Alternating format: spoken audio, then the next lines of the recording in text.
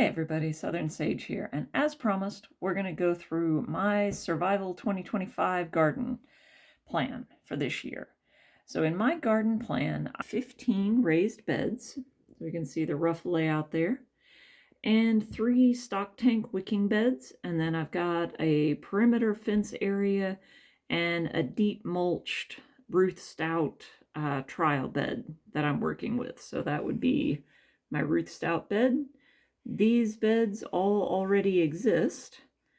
These 2 exist, but these 3 and these 3 do not yet exist in the world, which if you go all the way back to last Sunday's post, you'll see where I pointed out the current grassy area that will become those 6 raised beds. So as we look at how I'm planning, and we come down here by bed number, we can see I've got my season divided into early, mid, late. I have my first few beds are going to be, well, this one is already in garlic, so then it will go into sweet potatoes later.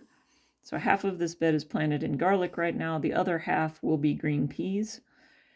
And then these 2 beds are already planted to potatoes and onions. You can see I noted the date where I did that earlier this week.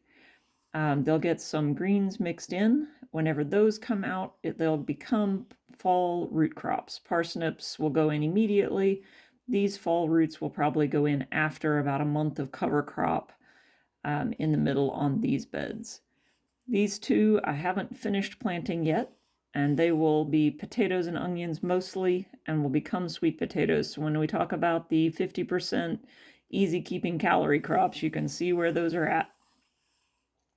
I've got one bed that's going to be tomatoes, and I'm doing variety trials to see if I can find tomatoes that will do well in the heat, that will keep putting on fruit when it gets hot. So I have 5 different tomato varieties. I'm sure in a future podcast I'll go through those and see how they're doing in the middle of the season.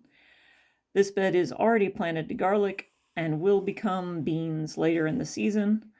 This bed is an empty box right now, but will be green beans followed by cabbage, and then these 6 beds that don't yet exist will be nothing in the spring because they don't exist yet, and then will become a variety of, we call them vegetables, you're going to eat crops, right?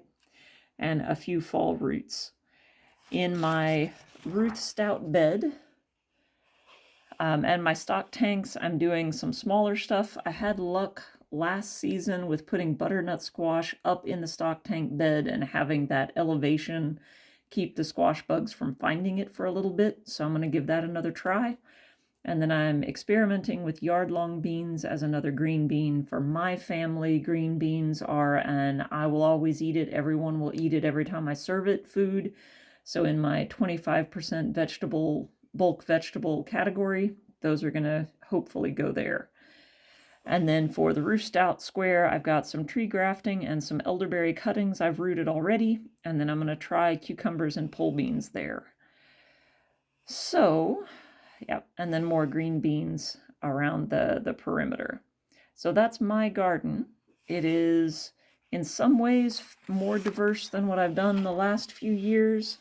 My fall roots are going to include beets and turnips for the first time in quite a few years.